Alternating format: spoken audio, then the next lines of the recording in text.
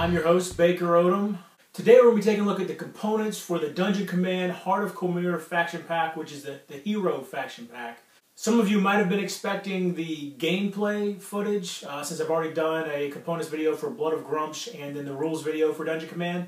But since the Heart of Cormyr will be the other faction in that gameplay video, I wanted to go ahead and do the components video for that as well.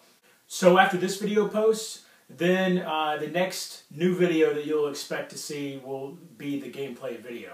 One other thing, I don't have the box for this. I actually have condensed 3 faction packs down into one box just for ease of storage, so you won't see the box. However, keep in mind that it is the same garbage material that the Blood of Grumsh box is made out of. Alright, let's get into it. Here's a layout of what you can expect to get inside the box.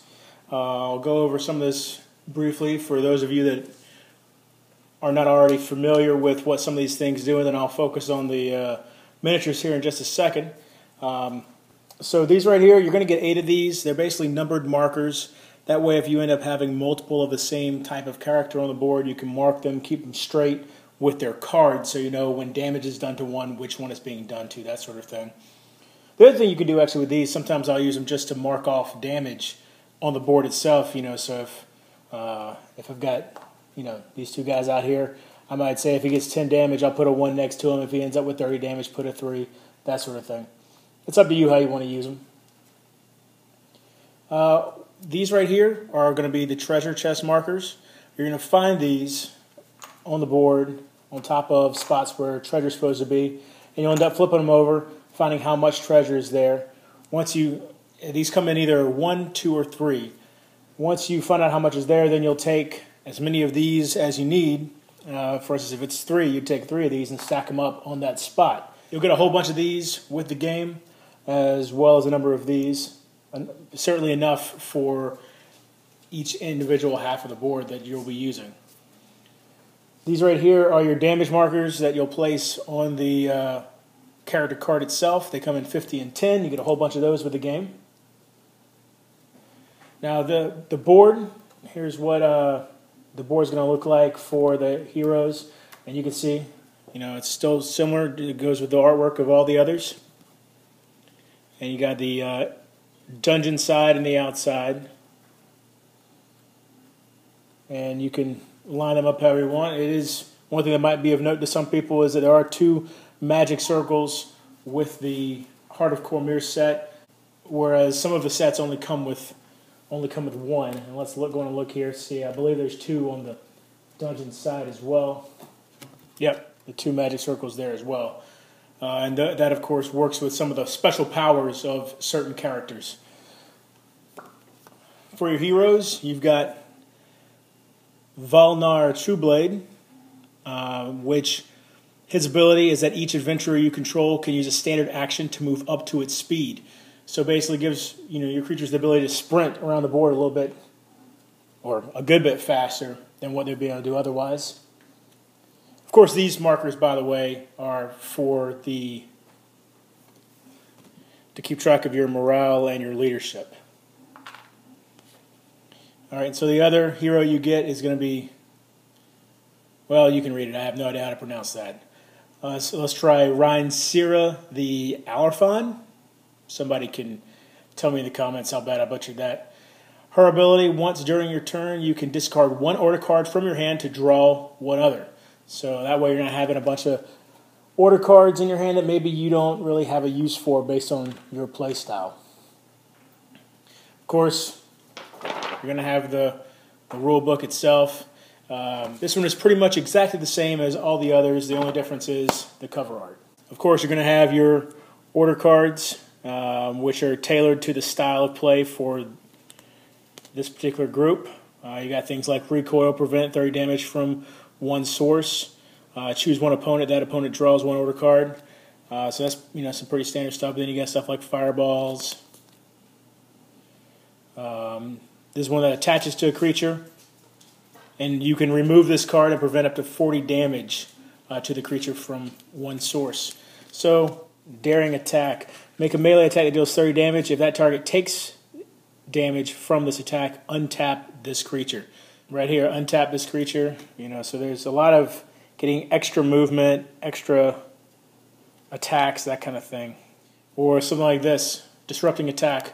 If you successfully deal damage to the creature that you're attacking with this, well, for one thing, it's plus 10 damage, and on top of that, you tap the creature that you attacked, and the owner has to discard an order card. So you'll see a lot of that type of stuff. All right, so let's take a look at the models themselves. You're going to get 2 elf archers. Now this right here is a pretty standard unit. It's going to be obviously a ranged unit. And he's going to have 10 range for 10 damage, and then also 10 melee damage with a speed of 7. And you're going to have 2 of those. And then next is the Halfling Sneak. It's going to be a level 1 character for you.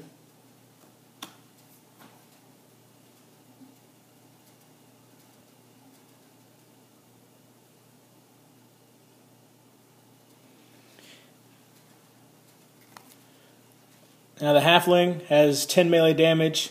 However, this creature's melee attack deals 10 extra damage while at least one ally is adjacent to the target. So, you know, he's got that backstabbing ability, really is what it is. They call it flanking here. And he's got a speed of 6. All right. You're a human ranger.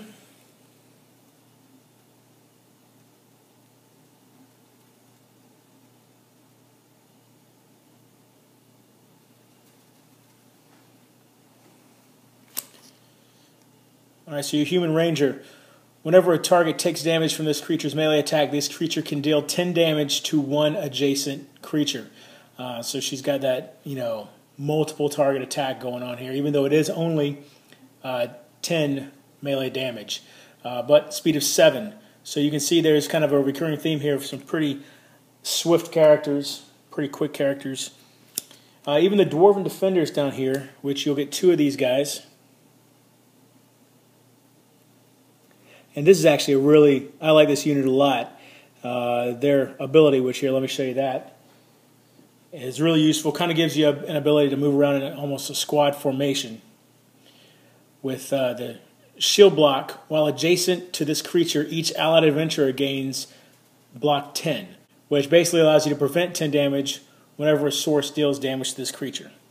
The key is there, of course, though, you got to have the adventurer keyword, which someone like the human ranger you can see there is an adventurer.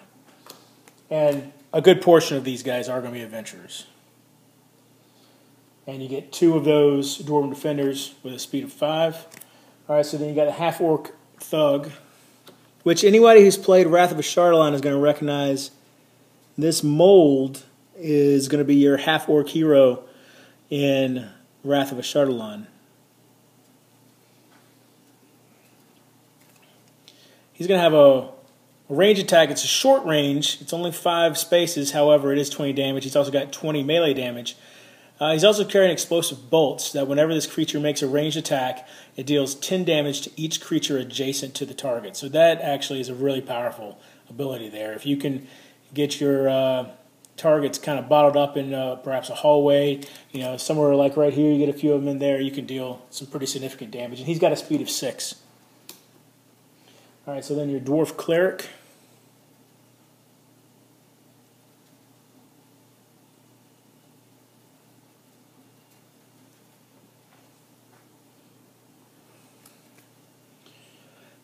He's got healing touch. This creature or one adjacent ally heals 10 damage or removes one attached order card, and he's got a melee of 20.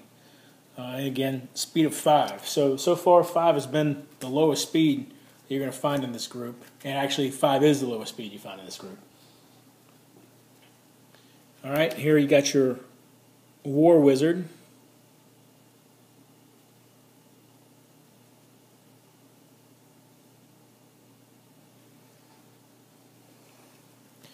War Wizard is going to have a ranged attack of 30 damage at 10 spaces, so that's really powerful. And then a melee attack of 10. He's got the Arcane Portal. When deploying this creature, you can place it in any unoccupied magic circle square. So as long as it's an empty magic circle, this war wizard can go right into it. And again, there's another adventurer right there, just like the dwarf cleric and some of the other ones. He can use the dwarven defenders to help protect him a little bit. All right, next up, this guy I think is just really, really cool. You got your Earth Guardian.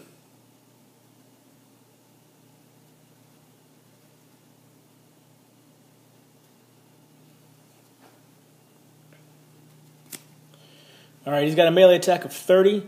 He's also, you know, if you watch in the rules video, I stated I didn't have any characters that could burrow, and I was incorrect because Earth Guardian is able to burrow. He also has Slam. Whenever an adjacent creature takes damage from this creature's attack, slide the damaged creature 3 squares.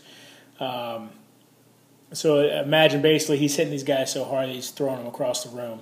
And then he's got a speed of 6 as well. All right, here's your Dragon Knight.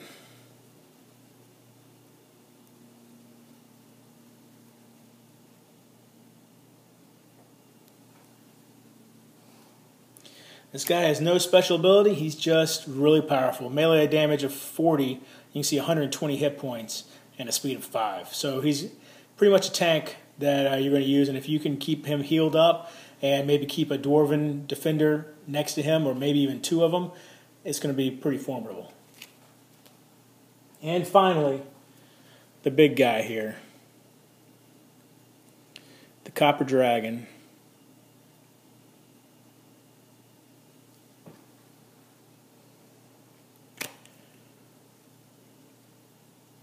And he, of course, has flying, as you would expect a dragon with wings to have. Acid Breath of 20. Whenever this creature makes a ranged attack, it deals 20 damage to each creature adjacent to the target. And his ranged attack is 20 damage at 5 range, but his melee attack is even more powerful in terms of just base damage with 30. So there you have it. I hope you enjoyed the components video for Heart of Cormyr. A couple extra notes. The staff on the wizard, you might have noticed that it was bent quite a bit. The miniatures in this game are fairly soft, especially when they have like a lance or a spear or a staff, something like that.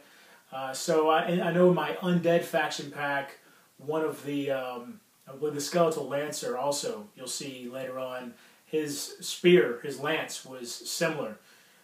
Didn't have any of that problem in the Blood of Grumsh pack, the Orc pack, because most of those guys have clubs and thicker things than that. But that is a small problem. Not a huge issue, but definitely something you should be aware of, that some of the components may come a little bit bent.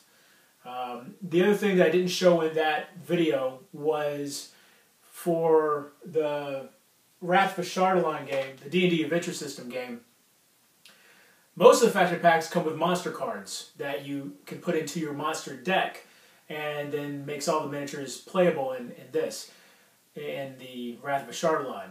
With Heart of Cormyr, the dragon, the Copper Dragon, is a monster that goes in there, as is the Earth Guardian. However, everybody else is a hero, so it wouldn't make much sense for them to be in the monster deck. So instead what happens is it gives you an event card where you're able to call up an ally to come help, and at which point you then draw one of the included adventure system cards, and basically you draw it and it looks like a monster card, but it's one of the heroes and they're on your side. So they have the same, you know, layout. It has like a program for them as well, but they're reacting to the monsters on the board, and they fight the monsters rather than how the monster card programs have them come after you. So that was one of the things I wanted to mention. I just didn't have a chance to dig those cards out of this box as I was setting up this video. Anyway, hope you enjoyed the video. Be sure to check back for the gameplay video fairly soon. And until next time, if you're bored online, bored offline.